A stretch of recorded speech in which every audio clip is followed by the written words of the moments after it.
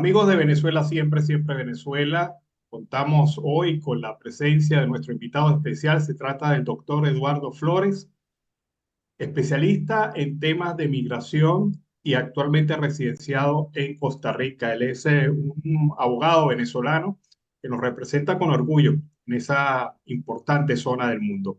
Bienvenido al programa, Eduardo. Bienvenido a Venezuela, siempre, siempre Venezuela. Bueno, gracias, Alan, por la oportunidad, a tus oyentes y bueno, siempre muy atento de la situación migratoria en el mundo y de verdad que hoy vamos a tocar varios temas en este 2024 que nos preocupan a todos para buscarle una solución. Bueno, ¿de qué manera inicia este año para la población migrante venezolana? Bueno, este año no ha transcurrido ni el mes y por información que se maneja, al 19 de enero ya habían pasado por el tapón del Darién 15.000 migrantes de manera irregular.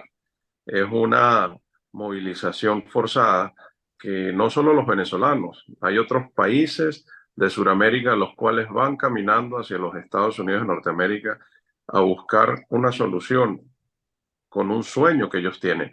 Es una situación que es una decisión de cada quien y cada día vemos un venezolano en cada ciudad de Centroamérica y en muchos lugares del mundo. Esto significa, Eduardo, que han fracasado las estrategias del gobierno de los Estados Unidos, México y otras naciones para frenar este tipo de migración. Bueno, para nadie es un secreto que la migración hacia los Estados Unidos de Norteamérica no es nueva. Lo que vemos es que ahora un fenómeno, muchas nacionalidades y muchas personas lo están haciendo. La administración del presidente Biden y los esfuerzos del presidente AMLO en los Estados Unidos mexicanos ha llevado a controlar ese ingreso, por lo que muchas personas en diferentes puntos de la travesía son detenidos para ser censados, tener toda la información y a la hora de llegar a Estados Unidos, que ya sabemos que para ingresar correctamente se debe hacer a través de la plataforma CBP One, donde la persona obtiene una cita, acude a un puente fronterizo, pasa una entrevista de miedo creíble y va a ser un eventual solicitante de asilo. Ante ese orden que puso los Estados Unidos de Norteamérica es que se incrementa el flujo de los migrantes. Pero hay una situación, no todos pueden obtener la cita al mismo tiempo. Es ahí la razón porque hay un caos total en esa migración. México trata de controlarlo a través de un salvoconducto para transitar México una vez llegan por la frontera entre Guatemala y México, de manera tal que lo que han hecho los gobiernos no ha llegado donde debe llegar, porque la avalancha ha sido demasiado y no se esperaba tanta gente en el mismo momento. Hay un elemento muy importante. Quien ha dinamizado fuertemente esta migración son los venezolanos.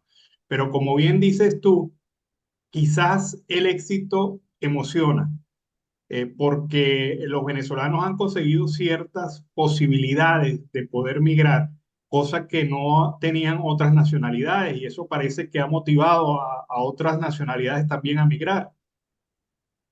Correcto. Otras nacionalidades como ecuatorianos, sé de personas de Brasil, personas de la República Oriental del Uruguay, chilenos, personas que no tienen ese tipo de conflicto en esas naciones, pero los venezolanos tomaron la bandera, tomaron la batuta.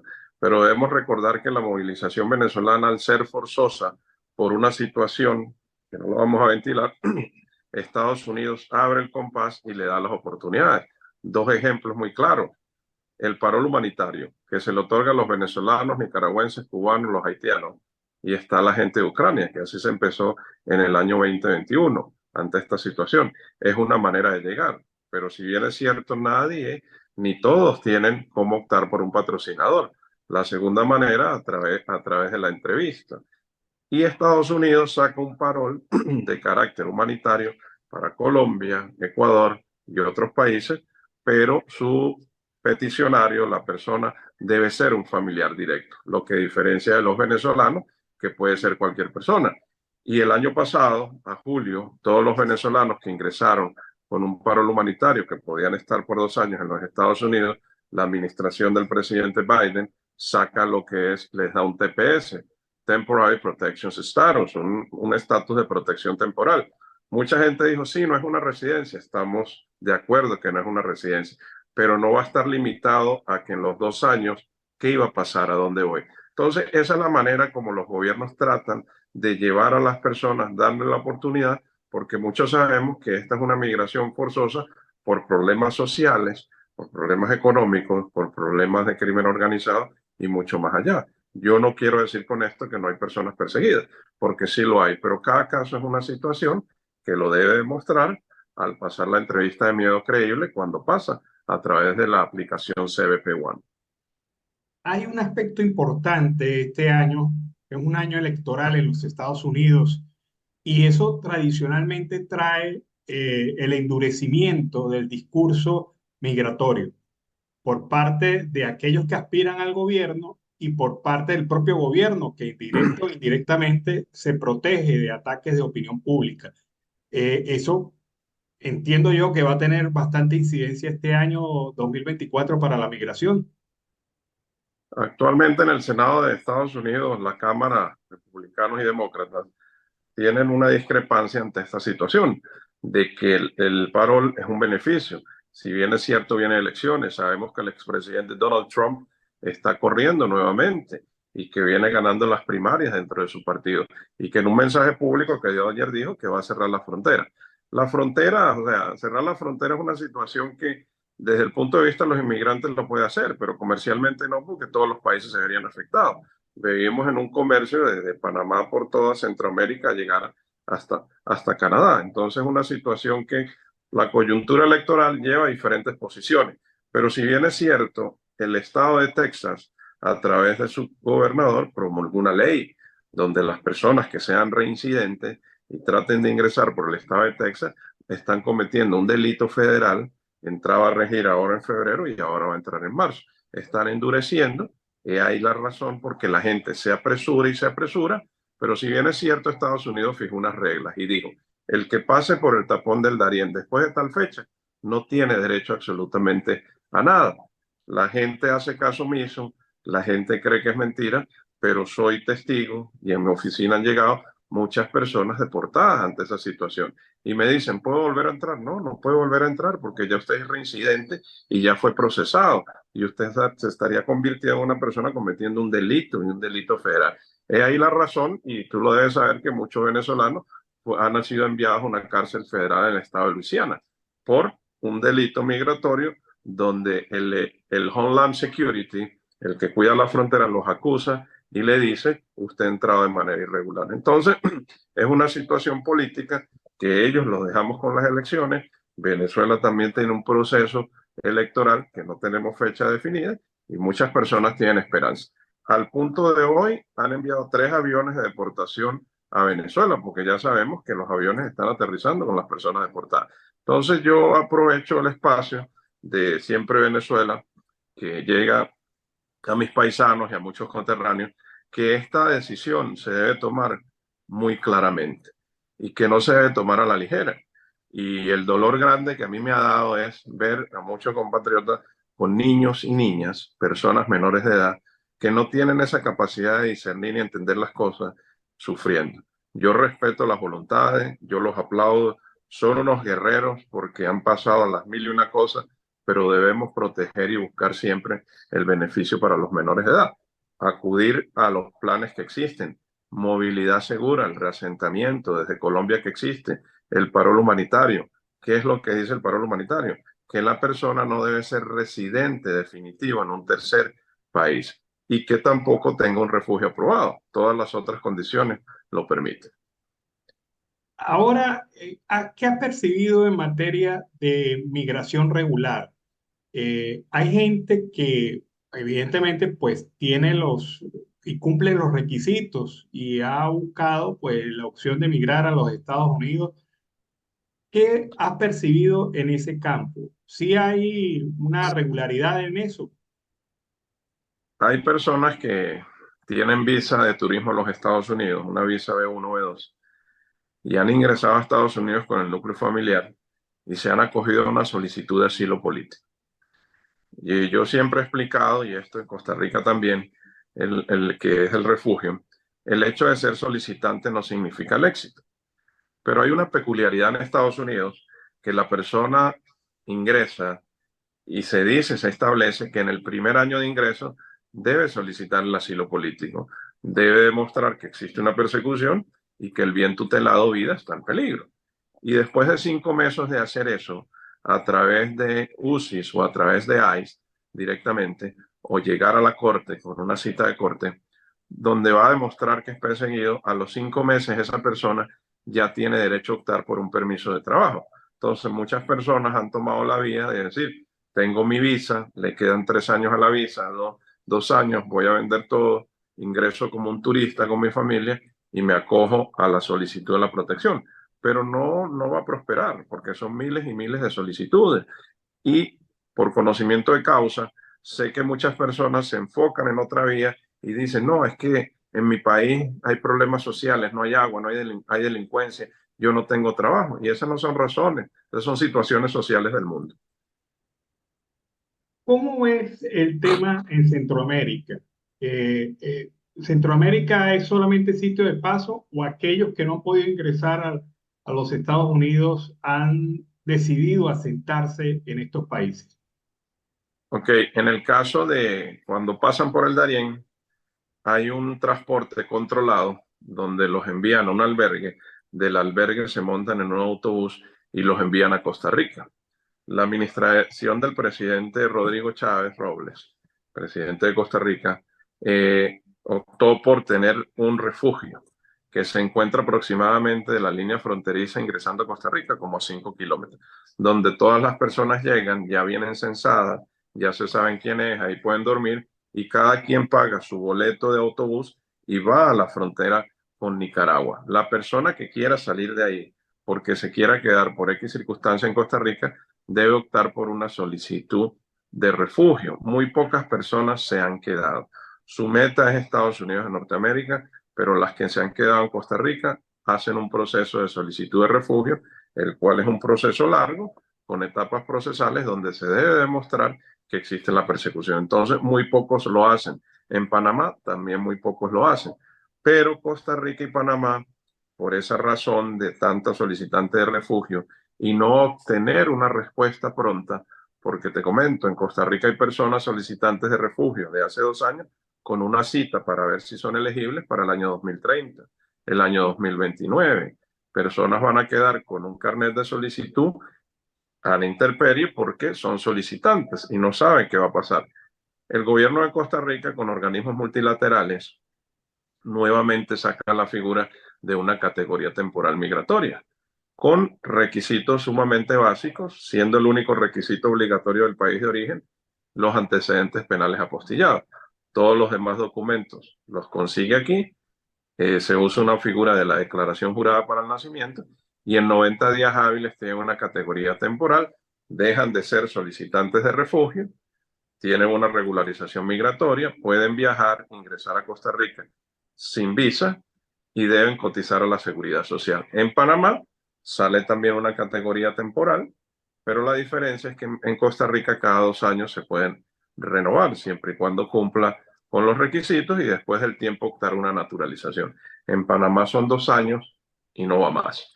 Y la persona va a quedar en el aire. Entonces, en ese aspecto, como cuna de los derechos humanos, Costa Rica siempre hemos sido un país garantista, donde respetamos el debido proceso. El Estado de Derecho, pues abrió las puertas de esa manera y muchas personas se están favoreciendo de esa manera.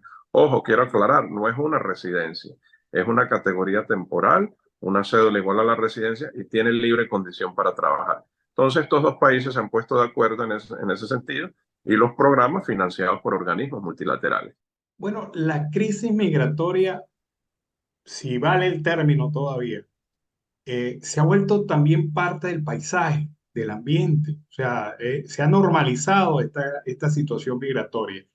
Y eso ha incidido también en el apoyo y los aportes internacionales para los países que son de acogida frente a estos problemas. ¿Esto hasta dónde puede llegar? Porque los países tienen sus presupuestos, planifican en relación a su población y ahora tienen esta sobrecarga que al parecer nadie quiere entenderse con ella en materia presupuestaria. Totalmente de acuerdo por esa situación. tomaron la bandera grandes países como Estados Unidos de Norteamérica, Canadá, el Reinado de España, y a través de la OIM y otros organismos internacionales se financian los programas. Pero has dicho una realidad. A veces el mismo país no se puede sostener.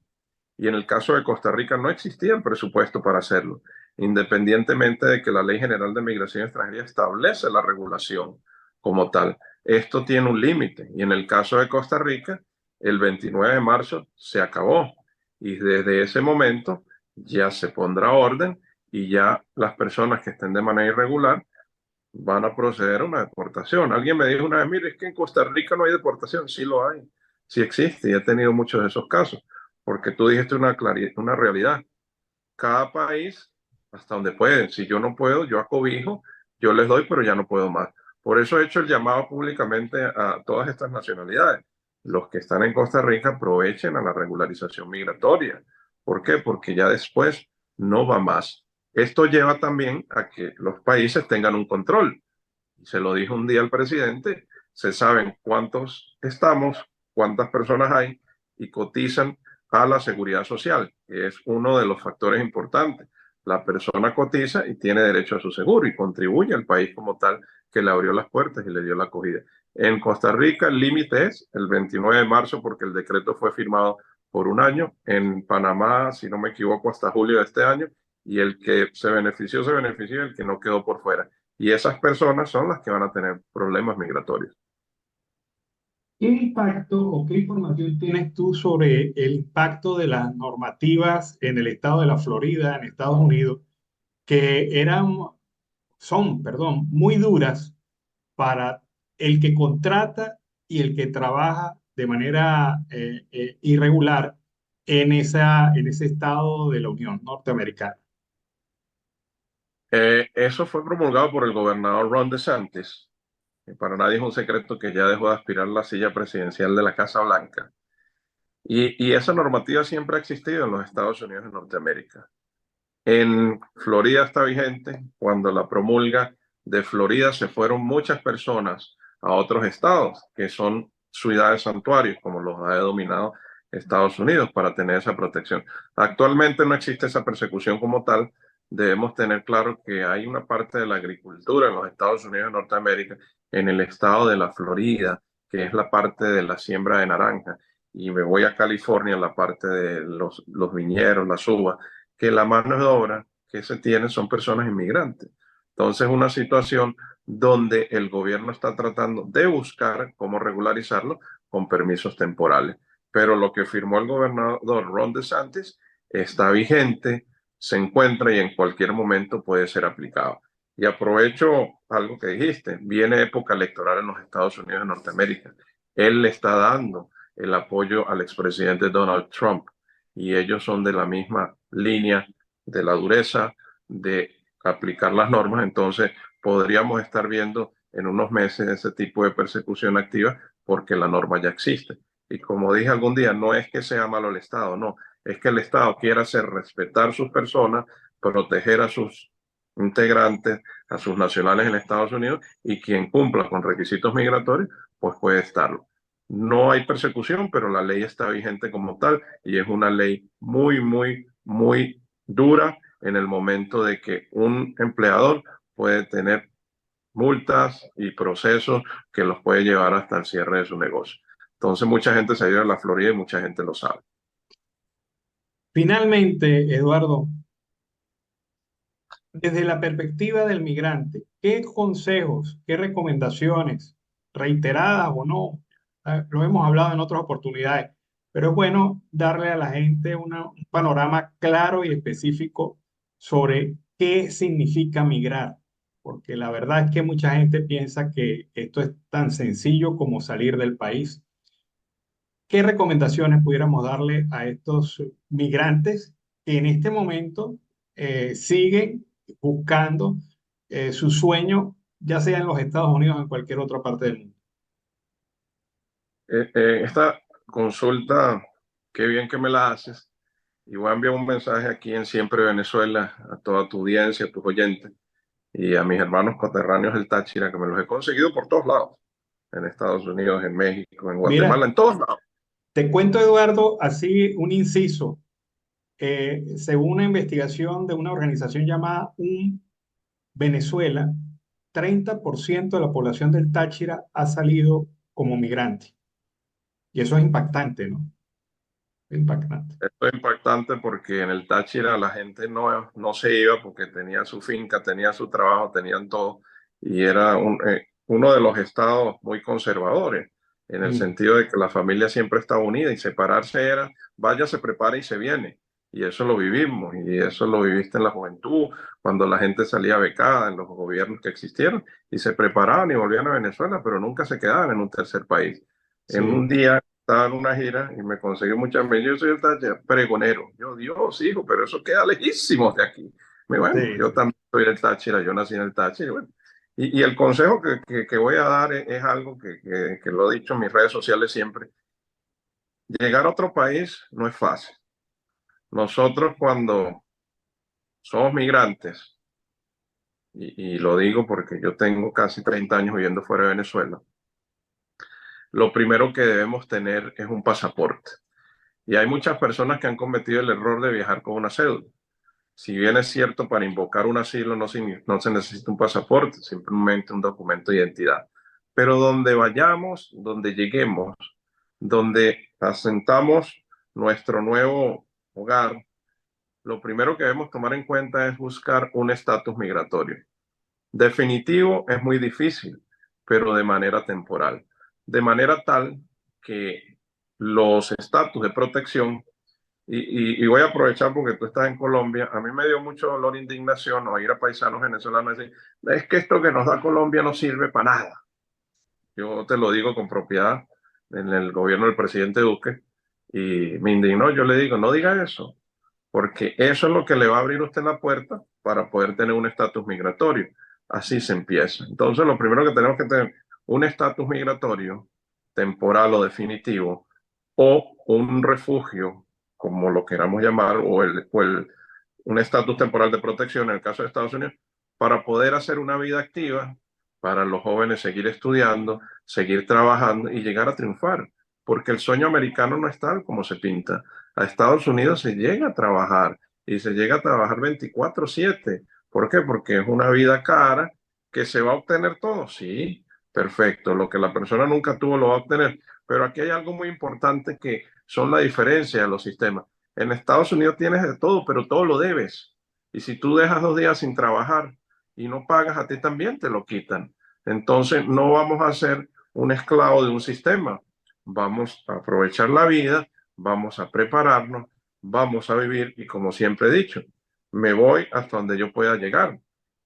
Y lo importante, salir con documentos vigentes para que cuando llegue a un tercer país, el país receptor que lo va a coger, por lo menos usted pueda tener un estatus de protección.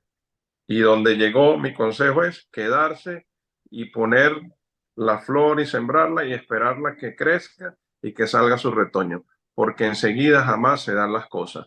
Estoy cansado de ver muchas personas devolviéndose y muchas personas que me escriban a la oficina y me dicen, es que yo tuve una emergencia y tenía un documento en Estados Unidos, ¿puedo volver? No, no puedo volver. Entonces las oportunidades se presentan una vez en la vida, hay que saberlas recibir, hay que acogerlas con cariño, hay que aprovecharlas para tener un definitivo arribo a tal lugar. Y lo más importante, y esto lo digo, no viajen con niños, por favor, no viajen con niños. Hagan esto, lleguen a destino, triunfen y ayuden a sus hijos, pero no viajen con niños. Estoy cansado de ver cuadros de situaciones que si las cuento nos ponemos a llorar y a mí eso me indigna mucho, porque como abogado, y me voy más allá de como venezolano, como costarricense, como abogado, ¿dónde están las diferentes instituciones? Y le hago el llamado UNICEF, porque he visto niños que no comen, he visto niños durmiendo en aceras, he visto niños durmiendo en pavimento, y no es la responsabilidad de UNICEF, sino que a ellos les toca brindarle el auxilio hasta donde se puede y cuando pueden, porque no en todos los lugares hay. La responsabilidad es del progenitor y la progenitora, papá y mamá. Entonces mi consejo, no viajen con niños. Y ojo, pronto las fronteras van a estar restringidas y se acaban los programas. Esto ya está llegando a su tope y como dijo mi amigo Alan, vienen elecciones en Estados Unidos y las cosas van a cambiar drásticamente. Bueno, muchísimas gracias. Excelente estas reflexiones para el venezolano, para el migrante, cualquier migrante en términos generales, en esta América Latina a veces tan convulsa y a veces tan irreconocible para muchos. Muchas Así es. gracias. Bueno, Alan, Muchas te gracias. agradezco. Gran abrazo y gracias por la oportunidad en Siempre Venezuela.